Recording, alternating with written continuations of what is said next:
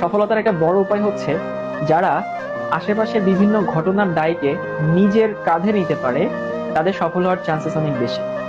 এখন প্রশ্ন আসতে পারে, ভাইয়া আশেপাশের দায়কে নিজের কাঁধে নেওয়া মানে আসলে কি? আশেপাশের দায়কে নিজের কাঁধে নেওয়া মানে ফরসে তোমার বাসায় এখন ইলেকট্রিসিটি নেই, ফরসে ধরো যে নাই, তুমি বলতেই পারো যে ভাই আমার বাসায় কারেন্ট নেই, আমি আজকে পড়বো না, আমার এখন ভালো লাগছে না, আমি পড়বো না। তাহলে তুমি কিন্তু দায়টা নিজের উপরে নিলা না। তোমার বাসায় কারেন্ট নেই, সেইটাকে তুমি মেনে নিয়ে যদি নিজে এখন পড়াশোনা শুরু করো, তো কারেন্ট নাই এইটা একটা এক্সকিউজ, ঠিক আছে, কিন্তু আমি সেটাকে নিজের কাঁধে নিলাম, ওকে কারেন্ট নাই, আমাকে একটু অন্ধকারেই পড়তে হবে, অন্ধকারে ক্লাসটা করতে হবে, একটু মোমবাতি ধরে তুমি ক্লাস করো, বা তোমার বাসায় যদি অন্য কোনো চার্জার লাইট থাকে সেটা দিয়ে তুমি ক্লাস করতে পারো। তো এটা হচ্ছে একটা ফ্যাক্ট যে আশেপাশের দায়কে নিজের উপরে নেওয়া।